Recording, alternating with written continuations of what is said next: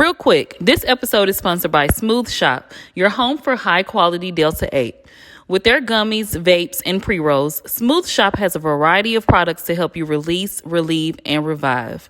All products are made from legal hemp. They are permitted for sale under the 2018 Farm Bill. Product lab tests are available upon request, and you must be 21 and up to purchase. Right now, Smooth Shop is offering my listeners a free Blue Dream vape cartridge and free shipping with the minimum purchase of $40. Use the code CONVOWITHFRIENDS during checkout. Visit smoothhtxshop.com and make your purchase today. That's smoothhtxshop.com. Release, relieve, revive. All right, y'all, back to the show. Hey, y'all. Welcome back to another episode of Conversations with Friends podcast. I'm your host, Bree, and every week I'm having necessary conversations with different friends of the show from all walks of life. We still celebrating women all month, y'all, because it's March, Women's History Month. Mm-hmm. And this week, I have with me two beautiful ladies who are also making their marks on history as influencers. And I'm going to let y'all introduce yourselves first before we get started. Lee, you can go. All right. Well, I am Halicia, but I go by Lee. I'm a full-time content creator. I've been doing it for about a decade now. I'm in the beauty, lifestyle, travel, and hair industry. No, that's right. That is awesome. So my name is Lonni. I go by I am Lonni on IG, TikTok, YouTube. So I've actually been an influencer since I believe 2017. That's when I actually made my mark in That's when I actually made my mark in the influencer industry. So yeah, my main focus is fashion, beauty, lifestyle, and of course also family. I'm a wife and a mom, so I like to allow the world to see my daily routines, spending time with my family, and then of course the brands that I love to work with as well. Okay. So, I know we already been talking and chit-chatting before we got started, but, I still like to do an icebreaker just to get us the juices flowing and keep it going. But it's this or that, little quick rapid fire situation. All right. Okay. So, we're going to get it started. Vacation or staycation? Vacation. Please. Yeah. Yes. Sweet or salty? Salty. Sweet. I love sweet. Girls trip or couples trip? Girls. Well, 10 out of 10, I would recommend. Yeah, but I don't know. The couple shit can get a little sticky. Yeah, only because I like what you said. Yeah. But still, when you bring your man, he pay for everything. So, it'd be like. And when you bring your girls, your man can see you that money. Exactly. Or use a joint account. That's what I was thinking. That's what I was doing yesterday. Use that joint account. Period. Yes. Passenger or driver? Passenger. I am the driver. Really? I do not. You don't like anybody driving? I do not like. I always say if I'm going to die behind the wheels of a car, it's going to be because of me. I feel so that. I like to drive. I'm an Aquarius. We both Aquarius. Yeah, we both are. Yeah. Yeah, we both Aquarius. But I'm getting over the driving. Please. Yeah. I'm a passenger princess all day. I used to be. I swear I used to be, but past situations. And I feel like when you get older, too, it make you more paranoid. Yeah, you're more paranoid. Like, you know what could happen. I swear, ever since I became a mom, I've been like, I'm the person that's going to drive, Yeah, I don't really like people driving my kids either. Yeah. I think that's a different story, though. Yeah. Yeah. So would y'all like to attend a party or host a party? I'm definitely attending. Yeah, I would say attending. Hosting is a lot of work. Yeah, hosting is a lot. It's a lot. It is. Sneakers or heels? Sneakers. Now that I'm 34, sneakers. Yeah. Flat boots, something like, yeah. Keep me on the ground. Yeah. Comfortable. Heels, no. I'd rather be comfortable. Exactly. Hot or cold? Hot. Hot. Believe it. I hate tell being me you cold. from Houston, what I tell you. Soft or hard? Soft. Hard. In what way? Well, like my life. Take it how you want to. That's cute. Yeah, I want a soft life. Right, I want a soft life. Give me some easy shit. I ain't trying. When I think about hard, I'm thinking about fuck boys. I'm thinking about hard, like you living a rough life. No, give me the softness. It could be light. Besides pictures. A lot of things. Yeah, a lot of things. Text or phone call? Text me. Please don't call me. Bargain or Top Chef? Ooh, depends on the situation. I would say Top Shelf, though. Oh, but I like a good deal though. I like a good deal too. I was gonna say, put me down In for the a little middle. bargain. Yeah. Smartest person or the richest person? Smartest. Yeah, smartest. Let's go with the 'Cause you can smartest. maneuver Yeah, Right. Yeah. If you smart, yeah. you smart. And then rich people be a little bougie. You know, they can't even hold a good conversation. So I'd rather go with the smart. And one. Or don't know a crazy. thing. Yeah, okay, exactly, part- exactly. I don't want to end up in the back of somebody's trunk. Okay. So would you rather see the future or change your past? See the future. See the future. I think, I don't know. When I typed that, I was hard about that because I was like, I think I might want to change some things in my past. I think it'll set up my future a little bit better. That's so weird that you said it. My husband just said that the other day. He was saying that if he could have went back to when he was in high school and know what he knows now, it'd be like, he'll be rich. I just told my boyfriend that last week, but I wanted to go back to the day I graduated high school because I feel like me just embarking on my adulthood. I think I started doing hair way later, but it was something that I wanted to do my whole life. And I'm like, I would have did that straight out of high school and you don't know. It's just the past. I just feel like it's always going to be like a chain of events. It's not just going to be that one thing. It's going to shift everything. Yeah. Exactly. Yeah. Yeah. You right. So would you rather be cherished or respected? Respected. You need to respect me. Yeah, we the most disrespected people on earth. Okay. Do Yeah, not put play some with respect on my name. They said that with their chest. Okay. R-E-S-P-C-T. Nah. Happy endings or sad endings? Happy endings, always. Yeah. Y'all like that in movies? Y'all like to see the happy ending? In a movie, I really don't care. No. But when I think about that, I think about life. And so I would just prefer happy over sad. Yeah, for sure. When I watch movies now, I'll be feeling like a lot of movies you can predict how it's going to end. It's always, they got to bring it back around to a happy ending. Not saying I want to see some sad stuff. But, yeah. You want something that's realistic. Show me something different and realistic. Yeah. Instead of me being able to predict how it's about to go. Yeah. Well, we're going to go ahead and jump into these topics.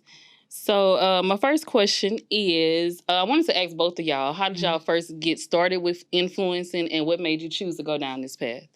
Okay. Whoever wants to go first. I got started in 2010 and I actually had my degree in graphic design and fashion merchandising. But at the time, people wasn't paying. Like there was no market, I guess you could say, for what I wanted to do. So I did it as a hobby and I worked a full-time job. And then once it became profitable, once I started making more on my side hustle than I was at my full-time job, I was like, all right. It's time. Yeah. Let's take the risk. But I just think that at the time, I really didn't have a choice. I was kind of forced to do it as a hobby because I was going to be poor. Right. And that wasn't an option. Because this wasn't an option back then. Right. It really wasn't because there wasn't any opportunities or doors or any ways to actually make money from it. It was new. Right, which is why I felt like y'all were making y'all mark in history because y'all, you know what they say about our forefathers? Yes. Y'all really are some of the first women to be doing this, in this era. And, we were doing it before it was a trend. Yeah. Right. Yeah. Before it got popping. Yeah. Facts.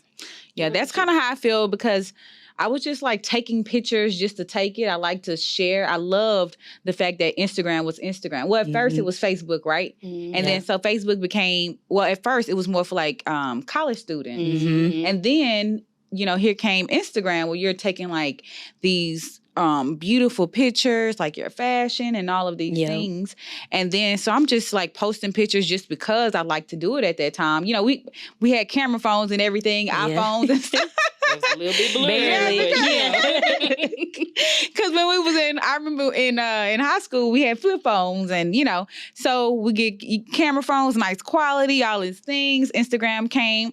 And then all of a sudden, I'm a entrepreneur at heart. So I started off always wanting to sell stuff, sell products, all of things like that. That was introduced to me first before influencing. And I think that becoming an entrepreneur kind of introduced me to being an influencer in a way because people were inspired by me, starting my own business and stuff.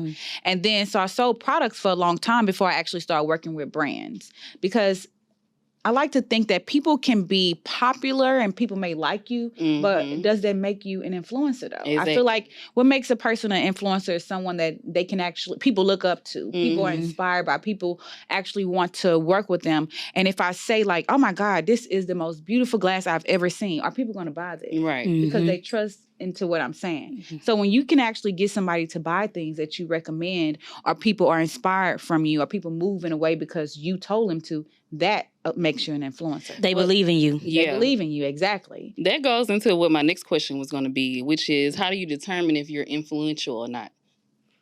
Yeah, kind of going by what I said, like, does people actually, believe in what you say? Like, I remember like, being an influencer is a business. And first off, I want to thank Lee, because I wouldn't even be where I am if it wasn't for her. Oh, thank you. So people don't know this, and she don't get enough credit, but Lee is one of the first influencers that I reached out to that was so giving. Like even my best friend talks about her to this day about, let's say for instance, like, I used to get so excited when I get like a few $100s from a brand paying me, and Lee be like, girl, no, we are not getting paid that. We need to, these people that are lighter than us, they get paid way more. So we need to be, getting paid at a certain amount. And so she really has always helped me be inspired, motivated. She is the bomb. So she definitely is the original. I want to just say kudos to her for real. So, but definitely people like Lee that can inspire you to want to do this. Yeah. Because, people don't know, like, I mean, golly, like, I love selling products, but I love being an influencer more, a content creator more, let's say that. Yeah. Like working with different brands, creating content, because it's faster money. I mean, it may take a long time for you to get paid, like, depending on, and another thing, a lot of people don't know that you don't get paid for 30 days, sometimes 60 days, 30. Sometimes 90. Exactly. Sometimes 90. And then if you have a contract, a long-term contract, you don't get paid until afterwards, depending on how it's negotiated. You may get half, maybe in the middle, and then the rest at the end. You just never know. But it is a good career. That's one thing I want to say, that the potential is there. So I've actually kind of put my business on hold for like since December to just kind of focus on this. So, and it's been doing pretty good. It's stressful, but it's not as stressful when you love what you're doing. Yeah, facts. So when did y'all realize that you can make real money as being an influencer? Like, when did it happen for you? It happened for me on YouTube, and maybe like 2013, give or take. YouTube came out with their AdSense program. I'm sure they call it something else. I don't know what it's called now. OG. But listen, that was what it was called at the time. They actually contacted me and was like, sign up for it. And you can get paid for the views on your videos. And I was like, hold up. This is a thing. So I signed up for it, and I was like, this not bad money. Like, every month. And it's just direct deposited into your account. Like, you don't got to ask for it, none of that. It's just coming. So when I realized that, I started noticing that people were doing paid partnerships. And at the time, I really just started paying attention to what was going on. I was like, oh, wait, they announced that they got paid for that. So why am I not getting paid for the same thing that I'm doing? And so then, instead of like accepting a bunch of like gifts, because that's exactly what they will do. They'll try to offer you, but they'll lure you in with gifts. We'll give you this if you do this. We'll give you this if you do this, which is cool. But only if I was going to buy it anyways. Right. Exactly. If I wasn't going to buy it anyways, and you are gifting it to me with the purpose of me sharing it, then you need to pay me. Right. And so that was when I kind of realized, like, this is a trade-off, because I'm working. This is work. Even though I looked at it as a hobby, it's still work. It took a lot of my time. And then I also realized, I was like, wait, y'all are using the people that like me or that follow me. Y'all make money off. Yes, but I'm not making any money. Yeah. So I was like, wait, because when people would be like, yeah, I only bought that because of you. Well, hold on. Well, how does that benefit me? It's just like, I'm a slave in somebody's army, and I wasn't doing it anymore. So I kind of had to like cut it off and be like, nah, y'all gonna have to pay me. Run me my money. Period. Yeah. The point in the blank. Okay. And I remember we were talking about something one day, and you had texted me. You was like, I think, you didn't say I think. I'm about to make influencing my full-time job. Period. I'm finna stop doing this other thing. This is finna be my full-time job. So I wanted to know, too, like, how did y'all know that it was time for you to switch from it being just a hobby or your side hustle to making it, like, your full-time everyday thing? I was already tired of working full time. I'm not even gonna lie to you. I don't like being told what to do, and I really had to realize that about myself. And I also don't like operating on somebody else's time. And so for me, I was always late to work, unfortunately. Me too. I mean, I did good at my job, but I was just very like lackadaisical about it. Like I didn't care as much because it wasn't where my heart was. I was just doing it because I was good at it, and it was, to me, it was easy money. Yeah. And so again, like, it was actually my 7th year because I was a teacher. 7th year, I made more money as a content creator than I made as a teacher. And that year, I was like, I don't think I'm going to go back to work. Exactly. I was just like, let me just give myself a year. Yeah. And let's just see where this goes. And at least if I can make the exact same amount that I made teaching, I was going to be good. Yeah. Exceeded that. Look at you. Yeah. Heavily. And every year it's just been up. Every year it's like, okay, dang. All right, well, what you going to do next year? So, I mean, it's been a good journey, a good stressful journey, but a good journey. Yeah. That's good. So for me, I feel like when I first started, of course, we were doing it for free, right? And then when I actually started getting contacted from brands that actually wanted to pay me, and I remember my first brand deal was with Carol's daughter. And so it was $500. And at that time, a few years ago, back in 2017, that was a lot for me. I mean, because hell, I was doing it for free. Exactly. And I was like, okay, you're going to give me $500. Okay.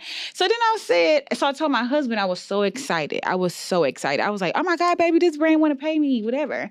And so he was like, just imagine if you keep doing it. Like, you kept doing it. And you get multiple brands. Like, so shout out to my husband because he is my biggest supporter. Thanks. He is amazing. He's my best friend. He's everything. And so even though like I am so indecisive, I like to change shit all the time. I mean, I don't mean to curse. Oh Lord. Okay, good. We grown. I like to change stuff all the time. That's just how I am. I love change. So a lot of people don't adjust to change. I do because I seek change. I get bored really fast.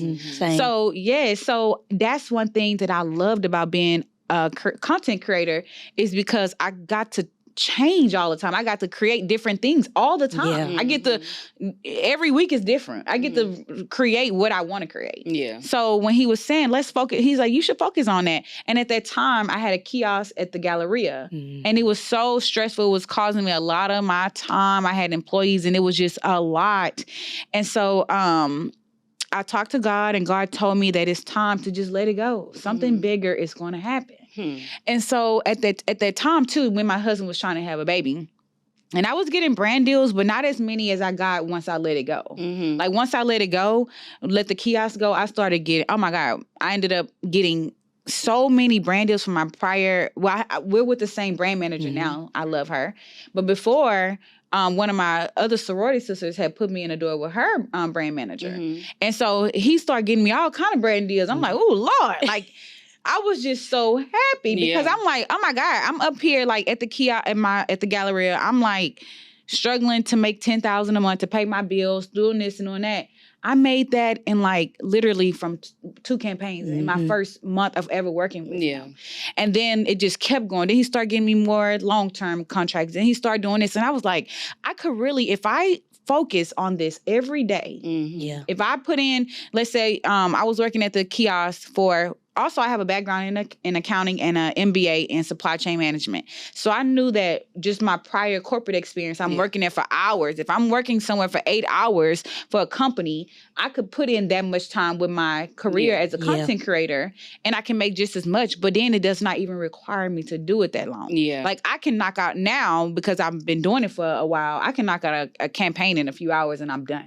Like, you know, I'll be done in one day. And so, and you know, I'm waiting for them to approve it and all other stuff. But it just shows that like if you devote your time to what you want, it will pay off. But you have to learn with it. You have to actually put in the effort. Don't just think because you're creating content, a brand is going to work with you.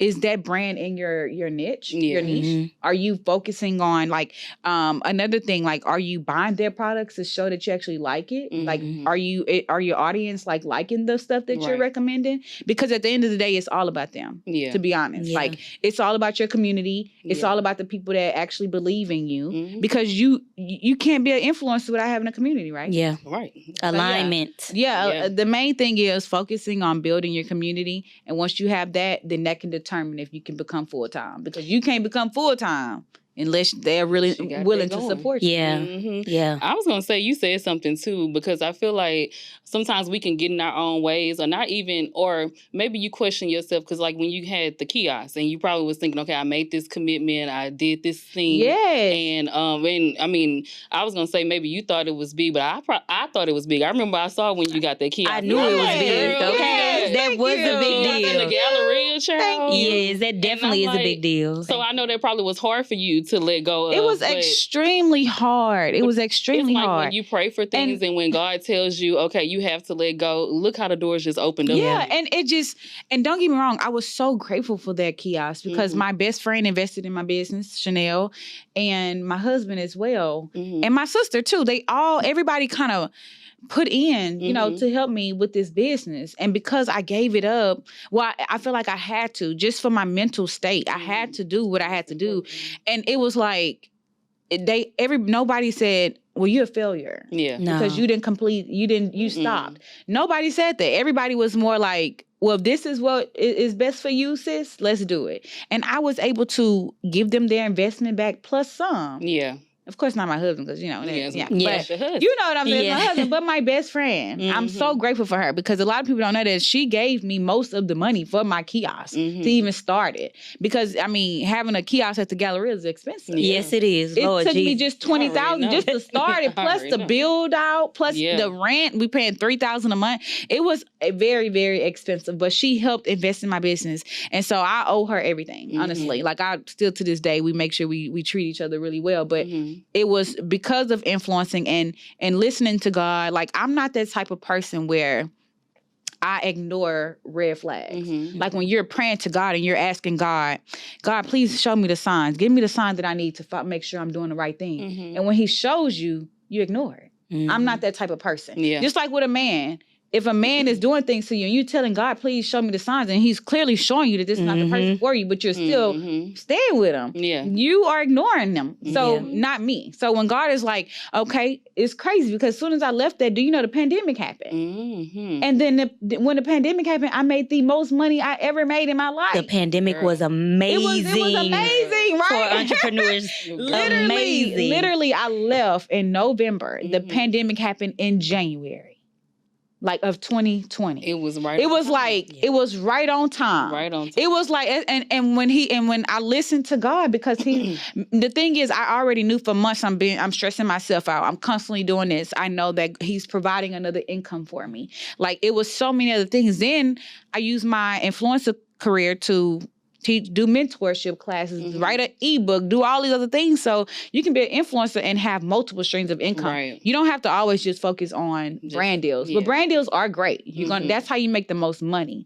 But at the same time is, you know, use that influence to teach other people, or you know, that's my biggest thing, is like being able to, you know, like how Lee has helped me help other women, especially other women of color that want to be influencers. Right. Nothing is coming out of my pocket. Nothing is, you know, hindering anybody. Everybody, is enough room for everybody. Sure Everybody. is. And Sure that's very important. If I eat, you eat. You know what I'm saying? Yes. So that's just how it is. And that's what I really am so grateful for with being an influencer. I know I'm talking a lot, but I think about that all the time. Like, back in the day when we was in high school, we had no idea that this would even be a career. I would have never went to college.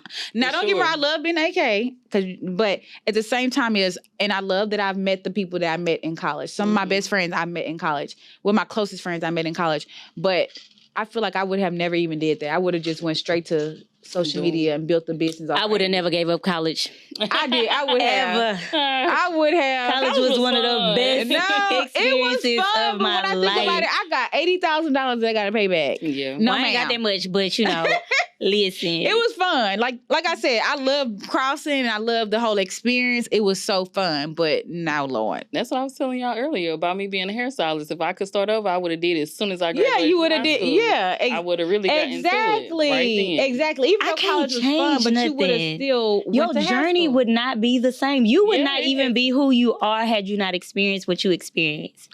You're right. That's You're right. You're right. That's true. You can say that now, but if you were to really go back and change something, I guarantee your journey would be totally different. You know what? You're right, because I do always use my degree as a backup plan, and I knew that that's something that I didn't want to do. So and your degree has actually helped you in the business that you are currently in. Right. You're right. Yeah. You're right. For sure. You're right. Right. You have a point, Lee. How long did it take y'all to build your brand and your following, and how did you go about doing that? It took me, I say a solid 7 years, give or take. Mm-hmm. But only because I did it as a hobby. Had I done it like full time, it wouldn't have took nearly as long. But yeah, I would say about a good 7 years. And then what was the other question? I don't know, but how did you go about building your following? Oh, you know what's so crazy is that I didn't even have the idea of like building a community. Mm-hmm. Right. Initially, I think I went into it with like just pure innocence. Yeah. Like I was just like, I'm just doing this for fun. Like I just want to share this. I wanted to show my creativity, and that was the best outlet for me to do it at the time. And I'm so happy that I did it that way, because it came off as genuine, because it actually was. Yeah. Right. Yes. And so honestly, the people just came, and then it was more like these moments of like realization, like, oh, this is a thing. Oh, y'all really listen to me. Oh, y'all really fuck with me. Oh, okay. Like, this is cool. But I didn't have that in mind when I started. It was just like, whatever I like, whatever I'm doing at the moment, I'm going to share it. Yeah. Yeah. I mean, because you've always been a creative person. So it just came naturally. It did. Yeah, So me and creative. her went to middle school together. Yes. She's so And creative. she was always drawing shit, painting shit, you know. And so when I saw you doing this, I felt like this It's been in my journey. This is her. you. It's been in my journey. Yeah. It just manifested a little bit differently than what I thought it was going to. I thought I was going to be working for a company or something, like being an editor, like a fashion editor. Yeah. Like I thought that was going to be my Because lane. that's what they put into our brains back then, that we had to... we had to work for somebody else. Yes. And it's not That true. that has been the whole thing since we was growing up. Get a the job, whole go to thing. college, get a Work job. for somebody else. Yeah. Get you a 401k. Secure your future. And we securing our Yeah, future. we can. It's so many ways to secure it. Yes. So now I know you said that you built your like your community organically, but now do you have like a certain target audience? I do. I think that my target audience is typically women, no kids, because I don't got no kids. I mean, not any of my own that I've birthed. And I would say probably between the ages of like 18 to like 40-ish. But my community is really big on like beauty, soft life, traveling, and fashion. So it's just people that love the same things that I love. Yeah. So when we share things, some things that seem very insignificant to the whole world are super important. So I feel like me and my community. So we could talk about the little things that we like, and it works, you know. But we're not talking about. It's nothing serious. Like that's not the vibe we on. But it matters to you. It matters to me. Okay, it's a part of my world, and I feel like that's all that matters. Because you ain't got to be serious all the time. I really don't like being serious at all. Right. I think that life should be fun. Yeah, like we should be able to enjoyable. enjoy it. Yeah. So that's the community that I feel like I've built, that people are kind of like on the same page. Yeah. Like I don't agree with people slaving. I don't agree with people working for pennies on the dollar.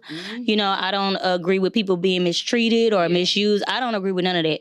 So if you kind of follow me, then you just got to know that we just giving good vibes over here. And if you ain't with it, this not going to be the place Same for you. For you. Yeah. Same for you. And I also feel like your audience is like women that want high fashion. Yeah. Because I always tell her that she is one of the top tier. We like a little bit of luxury, okay? Definitely top tier. Like we the kids deserve say, it. the Mizzets put that shit on. Okay, yes. It's giving She's icon. gonna put it on and it's gonna look good. Okay. It's gonna look good. We deserve to have that luxury, though. It's like, I just feel like we've been excluded from so many spaces for so long, and we not doing that no more. Right. Like, we belong in all of these spaces, Period. and not behind the scenes all of the time. At all.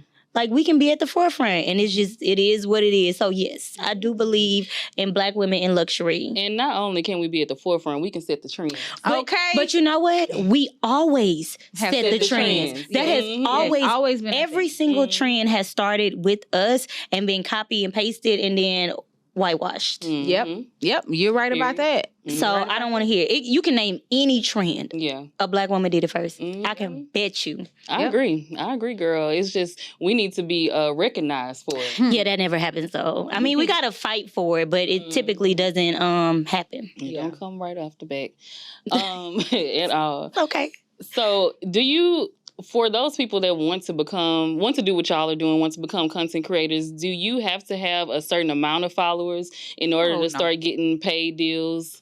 No. So actually, I know personally like a few small creators that have like under 19,000 followers, and they get so many brand deals on Like to Know It.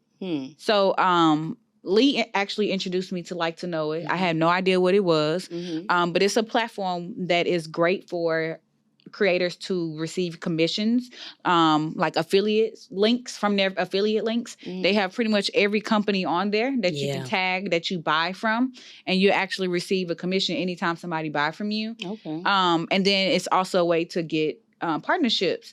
So I was unfamiliar with it, so I reached out to a girl that I know, and she pretty much gave me the rundown as well as Lee. And it pretty much like, seriously, you can have like 19,000 followers or less, and this girl get like at least $3,000 brand deals all the time, and you just accept it or not. So I don't think it really depends on the amount of followers.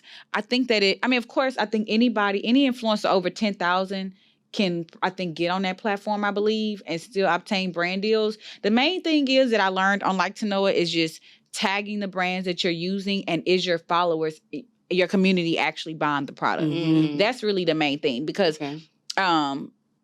what I noticed that in your niche or your niche, you want to make sure that you're like constantly tagging them or like using their products, because I know I'm speaking on a particular person. She's a mom influencer. So she used nothing but like products from Walmart and Target and stuff like that. So she constantly always tagging them. And so you notice that like that's mainly like the brand deals that she get is from them. But again, she has a small audience. I don't even think she has nothing but 1,000 followers on Like to Know It. But she get pretty good brand deals. It's all about the community, for real. You can have 10,000 followers and them people buy everything that you recommend. And you can have 100,000 and nobody buy nothing from you. So it really all depends on if your community is going to go hard for you, because pretty much I would say like this is maybe the second thing, because the first thing is building your community. Second thing is making sure you have good analytics, because I wasn't really aware of that when I first became an influencer, but brands want to see if your numbers are adding up. So they want to know, like, they want to know your analytics. They want to know how many clicks you get. They want to know how many this is getting. So that's another thing to make sure that you have really good analytics. So don't be faking it and buying followers and all of that stuff, because that does not work. And you can always tell. You can tell. Like 20,000 followers and they got 2 likes on the picture. I do want to say this to any inspiring influencer: take it slow. Go with the pace. Do your research. Know what niche you want to go into, and just focus so much only on that. Don't worry about trying to look good in front of everybody, because if you want to start making money, it's all about the community. It's all about the community. Engagement. You have to have really high engagement. People don't really care about followers anymore, because people have realized that the whole follower thing is a little fake. People want to see like who's interacting with whatever it is that you share. So good comments, your likes, even your DMs, your link clicks, like all of those things really matter. And then if you're super small, I would go into user-generated content. So now that's like a big thing where you can basically create contents directly for the brands that you never post or share. So it's basically like, imagine like a baby on a Huggies commercial.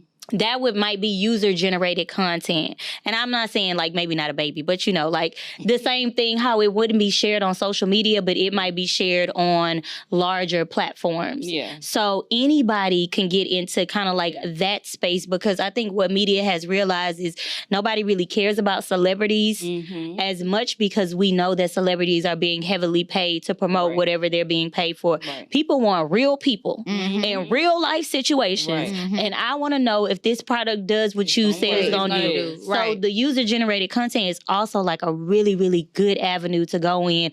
And you could be anybody. Like, all they care about is, can you create quality content? Yep. If you can do that, cool, we'll pay you for it. And you'll never have to share it. Yep. So UGC is a new thing. Yeah. A few years ago, we didn't know nothing about UGC. Yeah. But it's perfect for those that don't have a big following because you can literally, like how she said, create the content and submit it. And that's it. Yeah. And that's it. And you get paid for it. Yeah. The brand uses it. Yeah. The brand, exactly. But you don't have to be posting it. Nope. Yeah, you ain't got to be posting it. So your audience going to be like, oh my God, this girl always posting, paid promotions and stuff. So it's really good for someone that want to do that. They giving y'all some keys, y'all. Get into They it. letting y'all know. So do you think, so I follow Jackie Aina. Is that how you say her name? Jackie. Okay. Jackie. She don't even do that no more. I know, she used to. Right. That's be the like, OG. girl, That's the OG Jackie. She had posted a video I saw a few months back about how it has been, I guess, hard for her to get paid the same amount of money as people that weren't like our skin color, and or to get certain deals that people that were her counterparts that were of different races, like she wasn't able to get those same deals, but she was producing quality content, and she does produce or good maybe the quality was better, and but she wasn't getting paid the same amount. So do y'all think, has that been y'all's experience, or do y'all think that it's harder for like Black women to break into this space? Absolutely. Yes. All in agreement. I just want to say that my prior brand manager, he was like this less color. melanated. Yes, he was exactly. Okay. And so most of the people on his team that he managed were not the same color as me. Okay. And so me and my sorority sister, and we was talking about, because we're both Black. And so we were just saying, like, everybody that doesn't look like us is constantly having all these brand deals because we had this really, really high, and then all of a sudden it started to peak down, but we're still seeing them very, very high. Yeah. And so we're like, what's going on? He's not managing us the same way that he's managing them. So you think it was him and not the brands? Or it's both. It's both. It's both. Because he could be pitching us and they may not be, wanting to go with us, or may not have their budget. They may say our budget is too high, or whatever it may be. But at the same time, you constantly see that they're getting branded. Right. And you see that we put out quality work as well. We're posting every day. It's showing that we're consistent. Our audience is engaging. So why wouldn't you? What's the difference? Right. And then naturally, you know the difference. Right. Exactly. It's been a difference. Obvious. It's always. And then I'm not going to say any names, but it's been huge companies that I've noticed that only have women there that don't look like me. And then it's like maybe a few of us. But it's a table of 50 different women, but then it's only 2 women there that look like me. And they typically ain't dark. Exactly. Well. And or with kinky hair. Exactly. That's the thing. And that's why, It's it very is real. definitely unfair. But again, we have women like Jackie that are willing to step up and actually talk about her experience. And even if you see Jackie's most recent post, you see she was on a brand trip, and she was one of the only few women that look like us. And it happens all the time. Yeah. And even when you think about Jackie, you look at her status, and if with Jackie's status, Jackie is probably the most influential black woman to date, Creator right? that we all look right at. now, Yes, right? that we look up to, yes.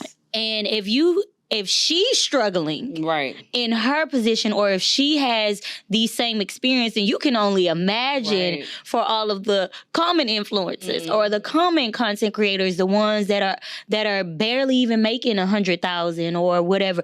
Like, I know for a fact Jackie probably gets 6 figures for most of her deals, which is probably still significantly lower than most creators. Right. So if you think about us up against anybody that's less melanated, we could be doing the same campaign, same timeline, same deliverables, and I guarantee you we're probably going to get paid half of what they would get paid, or even less. Like, it could be a fraction of it, and it's been a thing. I've seen it several times. I've even heard, because recently on TikTok, it's like a big thing where people are actually calling out how much they make per campaign. And there has been a few campaigns that I've been on. and I'll see what you made or what you said you made. And I'm like, I only made like less than 50% of that for the same thing. Yep. And what's even crazier about it is that Black women spend more money. So we are the ones that are driving the market the most money and get paid the least. So it's like, why wouldn't they have Why wouldn't you choose us because we have the most influence is because they don't value us? We've never been valued or even respected.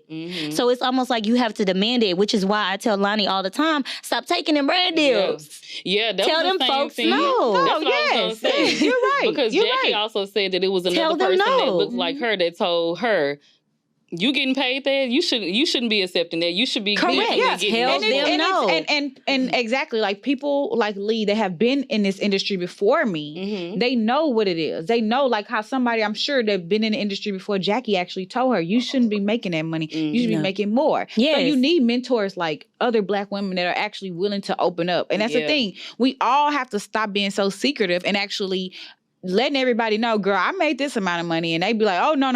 You shouldn't have did that. You should have probably made this much. Yes. And then that way, when brands do come at us, we know what we should be expecting. Because I feel like if everybody was working together, then it would help drive the value even more because they would know not to even come at you. It would, like but the thing about us is we still have this crabs in a bucket mentality. Yeah. Okay, I said what I said. Don't come for me. But so it's like we are still competing with one another. Yeah. Versus like creating space for one another. And instead, we think because, and you know what? It's not even our fault. It's honestly just how the setup is. But we think that it can't be both of us in the same room because I already know they barely even made space for this one. So we think if she has it, I can't get it. Yeah. Right. Or if I got it, she can't get it because we are forced to compete against each other because we know that the space for us is limited, which is not true because if we all actually banded together and was like, no, like this is the minimum rate we taking, then it would work. But the thing is, we're not going to do it because all of this is new to us. And so even getting smaller amounts of money, it's a big deal because it hasn't happened for us in the past. Yeah. So we don't want to pass it up because we're like, okay, well, maybe it won't happen again. We got to stop being scared, take the risk, jump into it, set the standard and say, hey, we're not doing this as a collective. Yeah. But until we do that, it's going to still be the same thing. Yep. Yeah. I agree. So what would make you decline a paid deal? Several things. Sometimes I don't like the way the brand talks to me. Like, if you in an email and I feel like you talking to me stupid in an email, I don't even want to go no further because if we haven't even signed a contract and your verbiage in this email is aggressive, I don't want to do it because I know it's gonna get worse from there on. Sometimes it's the deliverables. Like sometimes they'll want to pay a good amount, but they'll want to like double the deliverables. Like you got to do twice as much work for the same amount of money. I don't want to do that. Or sometimes it just doesn't align. Like, I'm like, no, it doesn't fit my brand. I know what you're trying to put on me because of who I am, but it doesn't fit who I am. And then most of the time, it's just the money.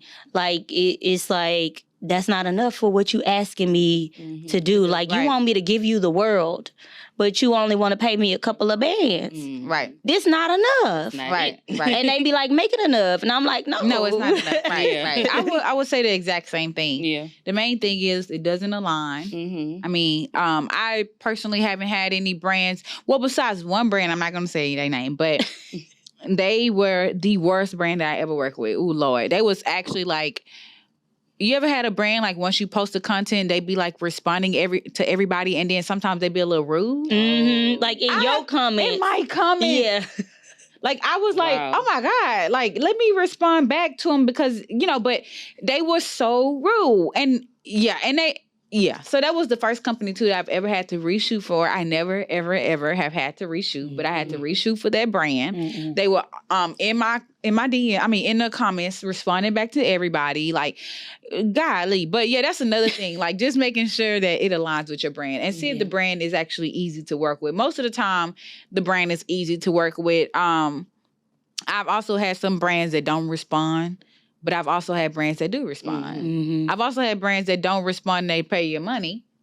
And I've also had some brands that, and then I do want to also let people know too that you probably want to do your research about the brand too, because sometimes they don't pay you right when they're supposed to pay you. So just be prepared for that. Yeah, you got to be on them. You will have to be on them. Yeah. And I'm not saying it's a particular brand, like as far as with Black-owned companies. I've noticed, me personally, that Black-owned companies will pay. Yeah. They've been paying me right away. It'd be the mother ones. Yeah, they do typically pay really fast. Yeah, they pay. So it's not a thing. Definitely, we have great companies out there that will pay their influencers. Mm-hmm. It just be other companies sometimes. Not saying, I'm not, because I don't know who the owner is of these companies, but I'm just saying it is other companies that do take a long time. It's typically corporations, I feel like. Yeah, corporations. Larger companies, they take more time because I think that they have to go through multiple people. Mm-hmm. And then typically they're working with a marketing agency too, so it's like that middleman. It's like you, the marketing agency, and then the company, and they going through all of these people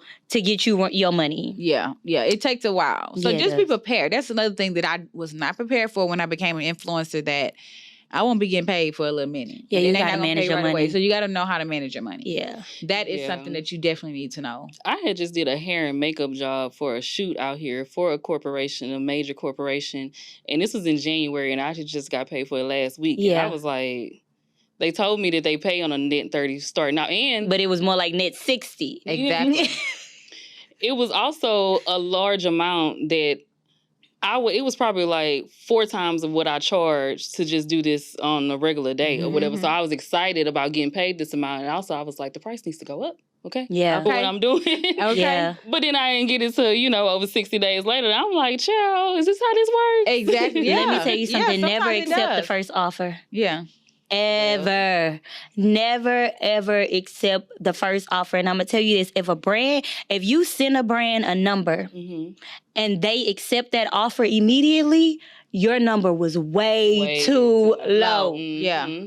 So they hopped on it. That's what that means. They were like, oh, yeah, this is too good of a deal to pass up. Mm-hmm. That's how you know your numbers are way too low. So when a brand pitches you a number, don't accept it. And I don't care if it's well above what you've ever made in your life, okay? Always be like, well, that's a little low for my typical rates. Do you have any extra money in the budget? Lie. Right. Okay. Yeah. Right. It'll take you far. Okay. Yep. I'm telling you, because more than likely they're already paying you lower than what they're paying anybody else, so they got some more money. Yeah. And it's a big old corporation. Exactly. You got it to give. So how are y'all doing mentally with having the jobs as being content creators? Since I know it's very demanding and you're always having to post and stay consistent, stay relevant. So I just wanted to know, How does it take a toll on your mental space, or does it take a toll on you mentally? I think that's a great question, because I want to say maybe up until this year, I started seeing a lot of creators talk more about mental health, because I think it's just been with the whole pandemic and everything going on, it has been very stressful. But I want to say up until maybe last year, it became really stressful for me. Only because, of course, I've been I'm studying right now, but of course, I've been an influencer since 2017. But what I mainly focused on, my niche at that time was fashion, right? Mm-hmm. So my only thing I was worried about was creating fashion. But then now it's like you kind of have to always go with the trend. So then they came out with these memes and the sounds, and then now you need to make sure you're doing that. Or then now you have to make sure that you're always choosing the right song, a trending song. Then you have to make sure that you have to have like a sub niche, like where you're doing fashion, but what else, so that you can keep them engaged as well. You know what I'm saying? So you can do fashion and then like parenting. Right. And then lifestyle. So lifestyle became a huge thing when the pandemic happened, because everybody want to see what kind of life you live, what you do on your day to day. So me personally, I don't like that. I don't like the whole lifestyle part of it. Because I've tried it, and and the content does good, but as far as me being able to be creative and do what I enjoy doing, so that I won't be mentally, insane, I like to do what makes me happy, because I want to be able to provide the best content to my audience. And I just noticed that every like when you see those type of videos where people have so many different glimpses of their life, they literally prep to put that tripod there. They didn't put it there, didn't walk outside and came back in to make it look like they just, even if they're outside the car, get out the bed, make sure that it's in frame, they do everything, then they get in bed. Then they do, like, no, I mean, honestly, that just became a lot for me. That became a lot for me. And so I decided that's not what I want to do, even though I like it. And I think that that's where the internet is going. Because even on TikTok, you see a lot of lifestyle content. You see a lot of lifestyle content on Instagram. And at first I used to ask my brand manager, Dawn, I used to be like, what is lifestyle content? Like, does that mean that I need to really show them what I'm doing on my day to day? And she was like, yeah, but you can make it, you can minimize it now. Like, you can just show your nighttime routine, or your daytime routine. But I used to think that it had to be like everything that I did throughout the day. Exactly. And you know how stressful that is? I commend Lee because she's a YouTuber. So she knows now, like, what it takes. Because even now, like, walking around with my camera, I mean, if I'm very confident in front of the camera, so I don't care who's around. But like, being a YouTuber is a whole nother lane, because you literally are like walking around with the camera like this in your face while everybody is, you know, out. And you're doing it all the time. And then you got to go home. And people love vlogs. I ain't gonna lie. I watch vlogs. I watch your stuff all the time.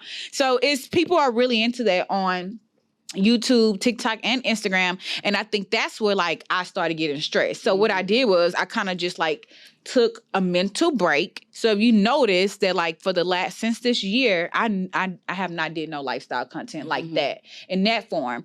What I do is I focus on what I like and what I see gets high engagement. So I read my analytics. So I look at what is being saved. I looked at what is being shared the most. And if they fucking with what I'm posting, that's what I'm doing. That's it. I'm not finna be overthinking it how I was at first. I used to always compare myself to people. I'd be like, well, they doing this, so they're doing this, so I need to do this. They doing this, so I need to do that. I see they followers like this. No, ma'am. I know what. But if it's not enjoyable for you, it's not enjoyable for me. And then my audience, I mean, they may like it, but let's try to get them to like something that I like to do, and let's see if they engage in that. Yeah, so it can be natural. Exactly, so it can be natural, because that's all about being a content creator, creating stuff that you like and what they like. Because of course, we need to always feed into them, to our audience, but then also feed into yourself. For sure. So I think that's the main thing with the mental health. But I do want to close off and say this, that I would rather be stressed doing this than any other job. I'm not going to lie to you. This is my passion. This is what I love to do.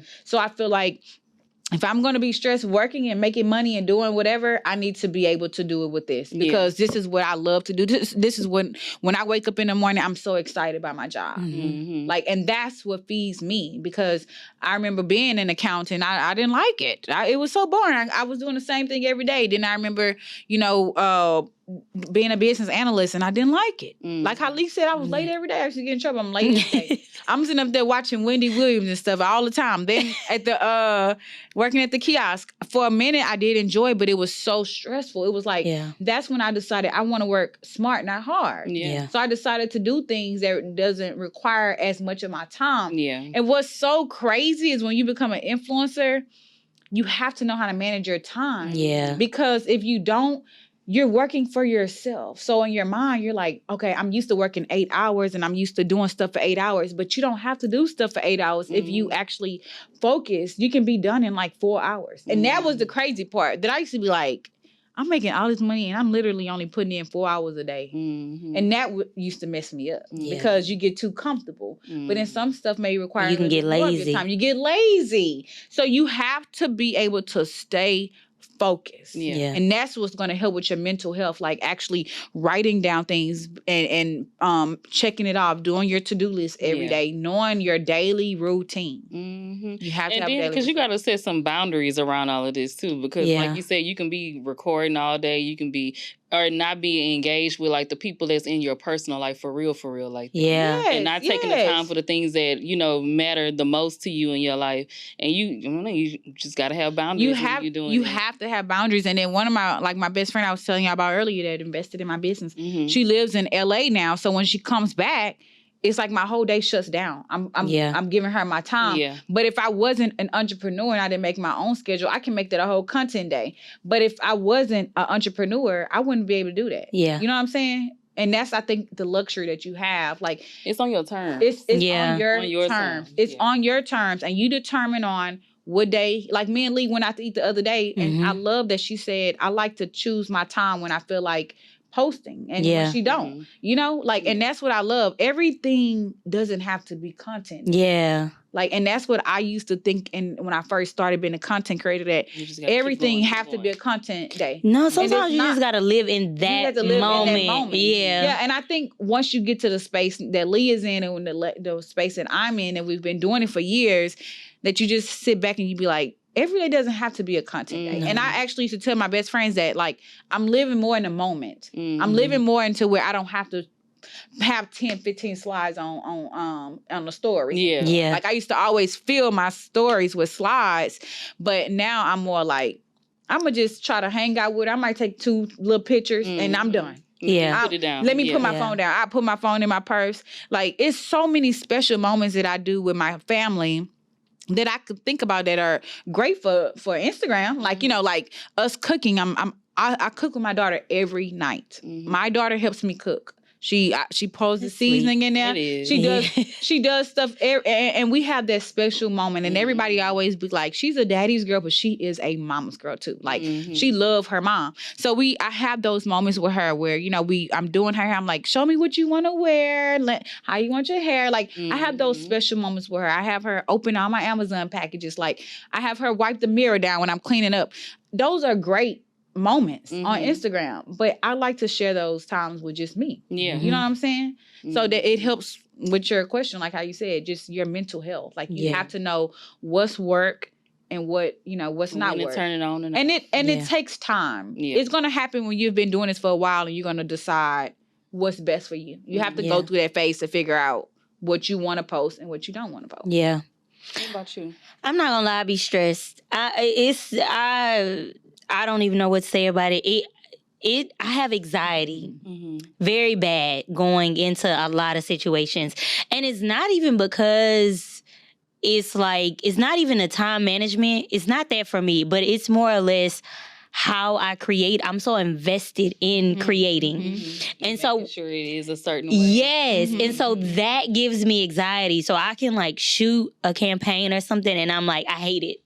I hate it. It's bad. It's trash. And I'm very overly critical of myself.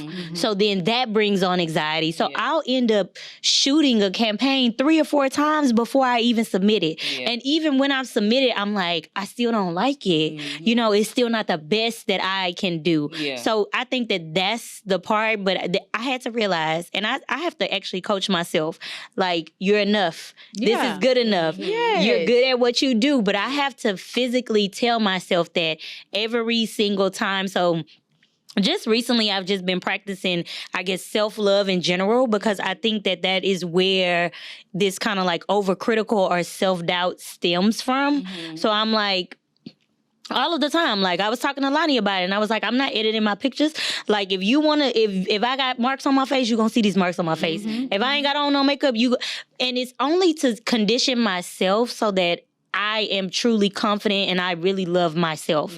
And so that way, when I create whatever I create, I'm okay with it because I know that I gave it my all versus, like, you know, I guess, like, just always doubting myself. Or feeling like you got to be so perfect. So like, perfect. So perfect. And I'm not at all. It's like, that's not who I am truly, but it's I care too much. I think about what I create. Like, as a creative, you have in your mind how exactly you want something. And it doesn't always come out like that. And you're like, what is this? Okay, we need to redo it. This is not it. And I keep doing it, and I keep doing it. And then I get anxiety because typically brands have very short timelines. Like, they give you like 24, 48 hours and they want their content back. And for me, I'm like, I'm not even done planning what I want this to look like. I'm like, give me a second. And they're like, can you send this over to us by end of day? And I'm like, I'm gonna send it tomorrow. And then the next day they're like, we needed this yesterday. And I'm like, just give me 24 more hours. It's gonna be great. Just give me a second. And then I'm like, girl, just send the content. Like, you done already shot it 3 times. Like, because you want it to perform good as well. You don't want to just like create content that just don't do good. It's not, and you like the integrity of your brand. And how you put it it's not even, sometimes I care about the performance, sometimes I don't. But it's more. I think that's why I get in my head. I care about the performance. I'm really and see, sometimes I'm just like, whatever. Yeah. but I want it to be this way. Yeah. Because this is how I want it to be. And so if it doesn't translate, I'm not happy. So honestly, I feel like when I'm happy with something, it's going to perform well either way it goes, because whatever I am trying to translate is going to speak for itself. But when I'm not happy, it's almost like I post it, and because I'm uncomfortable or not confident at the moment, it's almost like people can feel that vibe. Yeah. You know what I mean? Like, people can read energy. They definitely can, because you can tell when you feel like You can gained tell. all Yeah. and like You you can left everything on tell. the floor. Like, you But can see, definitely one tell. thing that I noticed about the difference between Instagram and TikTok, the best things perform better on TikTok when you don't even give a fuck. Yeah, I know. And you literally are walking. I can get up from this chair with no effort and put some text on it, and it's gonna probably go I viral. know, but that's why with TikTok was Instagram, hard for me. Right, you have to really we put in so much, and honestly, Instagram gives me anxiety. Yeah. Way more than TikTok. Like, TikTok I don't just care. post any goddamn. I don't care about TikTok either. I don't care. I will post anything. I think that's my little new outlet. It's fun. It's fun. Yeah, It's fun. But Instagram has grown to be this place where it does give us anxiety. Yeah. Like, because like I said, you always kind of like comparing and making sure you're doing everything right. Like how she said she's making sure that her content is perfect before she posts it and she likes it. It's like, we have to do that. And then now we're under, I don't know about you, but I know for myself, I try to keep my damn videos from 7 to 10 seconds,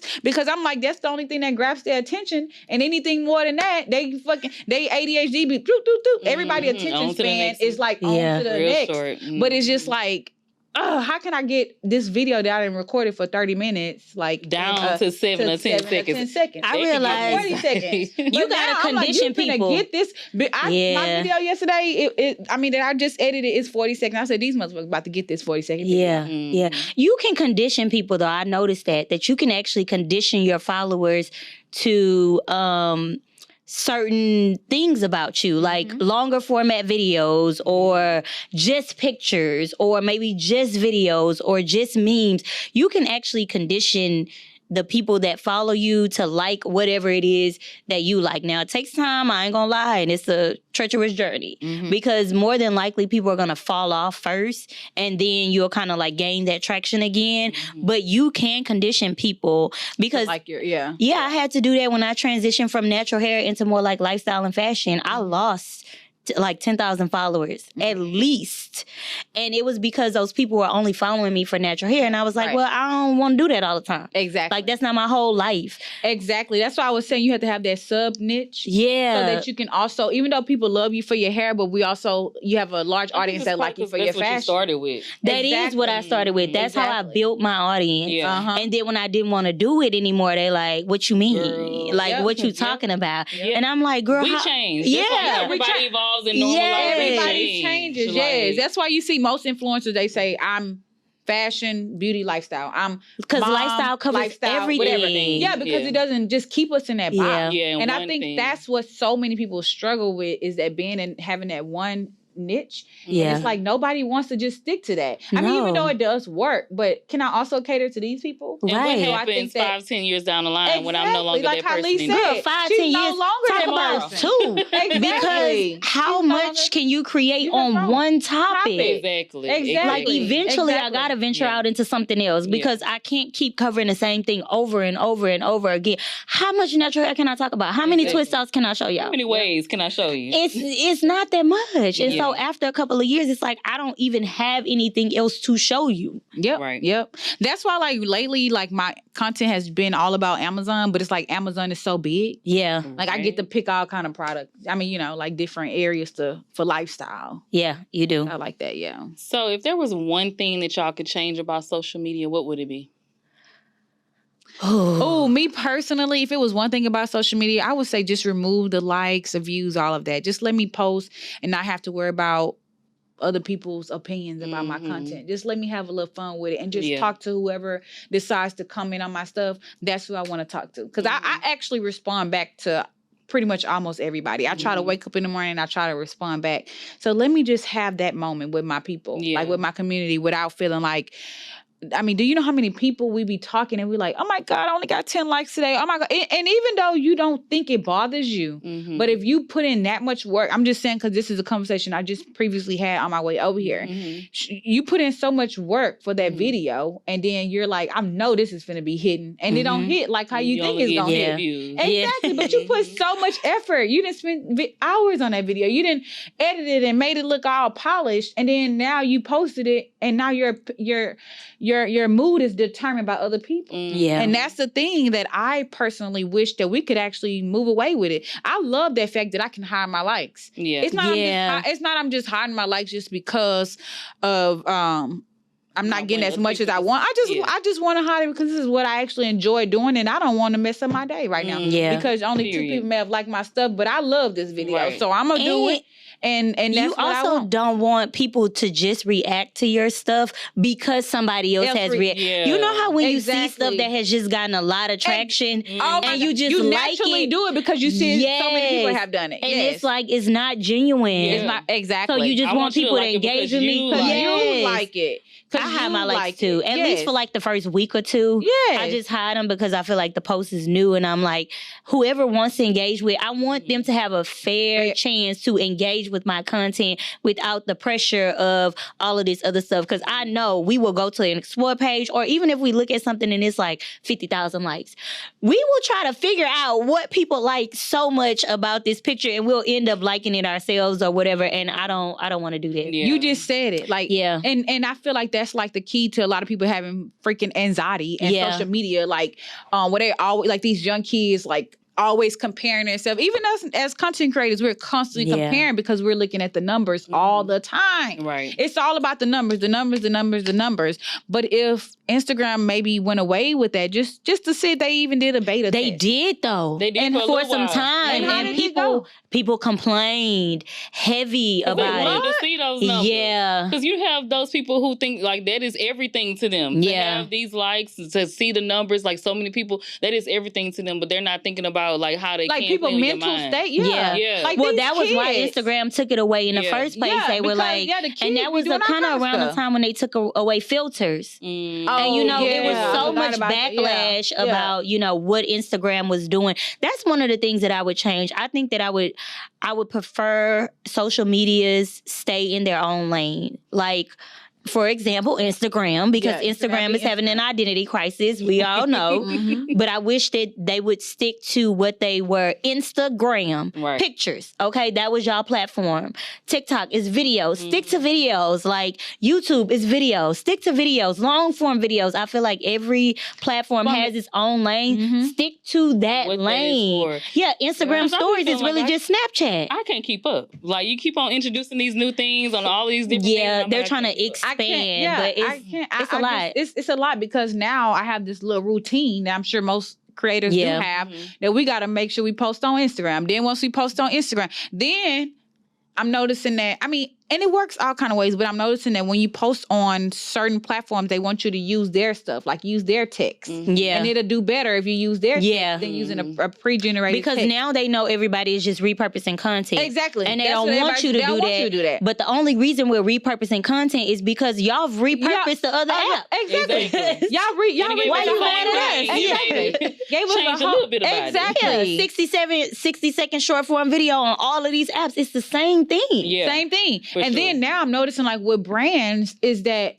because TikTok has such an organic algorithm, that now you have to have so many more followers than you do on the ones on Instagram. Yeah. Have you noticed that? Like, on Instagram, you can get a brand deal for having 10,000 followers, but on TikTok, they want you to have like 100,000 followers. Yeah. You know what I'm saying? Because it's easier to grow. It's easier to grow on there. So it's kind of like now we're like, okay, I'm competing to now I need to get to 100 just to get the followers.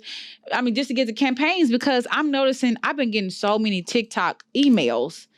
TikTok is finna be, I mean, it is the new thing, but it's if it doesn't get banned. If it doesn't get banned. I'm hoping not, Lord, because when I tell you I love TikTok, and I have a small audience, I only have 10,000 followers, but I love how them people buy anything. And that TikTok made me buy it. That stuff is real. It's real. I get it every day from people. That is real. Like, I have, like, my affiliate links my sales wouldn't be what they are if I didn't have TikTok. I ain't even she's that girl. And I have only 10,000 followers. So that's why I love TikTok. And if Joe decide to ban this, Joe, don't Joe. do it, Joe. We need this. We did it, Joe. We did it. we did it. Don't do it, Joe. Listen. Right, we did it. We need TikTok. Do not do us like that. That's our money. Do not do it. Don't do it. Well, let me tell you, we obviously got to have a part 2 at some Yeah, point. we because do. We can talk about this stuff all facts. day. Yes, and night long. Yes. But I wanted to ask y'all just one more question before we get out of here because we didn't even have time for the inspiration session. I'm sorry. But the we just been last question talking. is, what's like a small piece of advice that you can give another lady that's wanting to jump into this space that y'all are in? Start.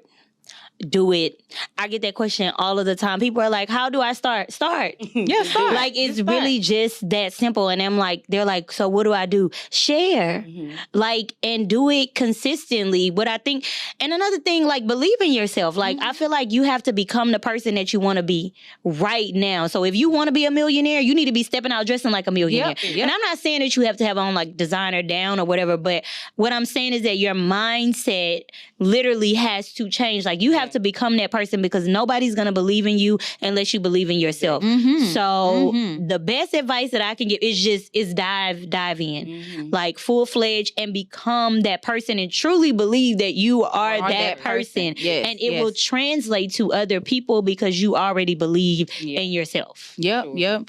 I would say know your why. Why do you want to do this? Because being a social media influencer is not easy. It's not for the weak. You're going to get turned down a lot. You ain't going to make no money in the beginning. As you see, she's been doing this since 2012? 10.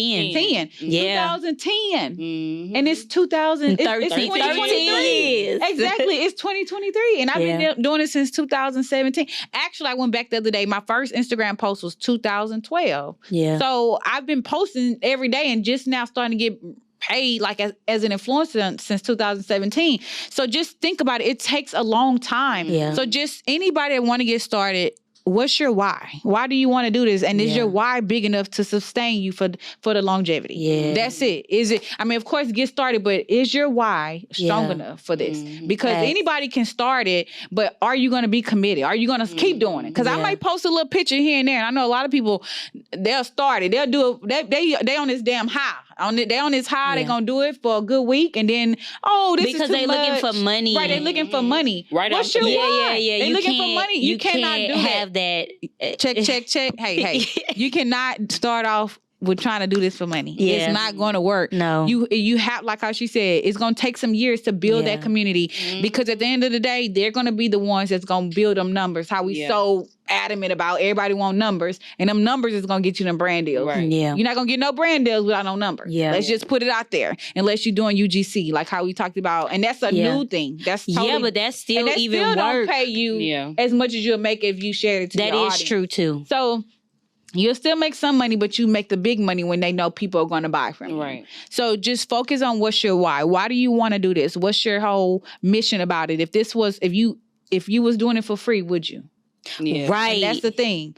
Yeah. Would you do it for How free? much do you love it? How much do because you love if it? Would you not, do it for free? honey, Because honestly, You get tired real fast. listen, burn out. Listen, because honestly, we are doing this for free for a while. I mean, like months, we have maybe 5 campaigns throughout the month, but every day else we making free content to share with our people. Yeah, that's true. We're Facts. engaging.